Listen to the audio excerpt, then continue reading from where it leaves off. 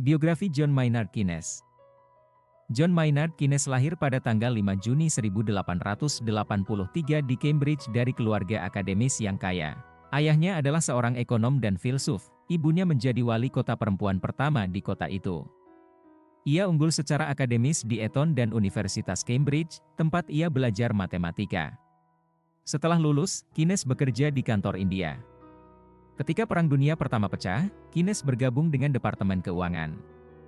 Dan setelah perjanjian damai Versailles, ia menerbitkan The Economic Consequences of the PAC, di mana ia mengkritik ganti rugi perang yang sangat besar yang dituntut dari Jerman yang kalah dan secara nubuat meramalkan bahwa hal itu akan menumbuhkan keinginan untuk membalas dendam di antara orang-orang Jerman.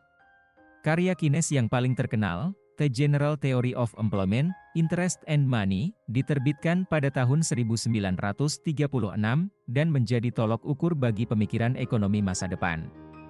Setelah berhubungan dekat dengan beberapa teman lelakinya, Keynes akhirnya menjalin hubungan heteroseksual dan menikahi Lydia Lopokova. Keynes meninggal pada 21 April 1946. Sejarah pemikiran John Maynard Keynes. Salah satu konsep utama dalam pemikiran Keynes adalah bahwa pasar tidak selalu efisien. Menurut Keynes, pasar dapat mengalami fluktuasi yang signifikan, yang dapat menyebabkan ketidakseimbangan dalam perekonomian dan mengakibatkan resesi atau depresi. Dalam pandangan Keynes, pemerintah memiliki peran penting dalam mempengaruhi permintaan agregat dan menjaga stabilitas ekonomi. Hal ini dapat dilakukan dengan meningkatkan belanja pemerintah, menurunkan pajak, atau meningkatkan transfer sosial. Keynes terkenal dengan karyanya The General Theory of Employment, Interest and Money yang diterbitkan pada tahun 1936, di mana ia mengembangkan konsep ekonomi makro dan memberikan alternatif terhadap pandangan ekonomi klasik yang menganggap bahwa pasar akan selalu berada dalam keseimbangan. Pemikiran Keynes mempengaruhi kebijakan ekonomi di banyak negara selama abad ke-20.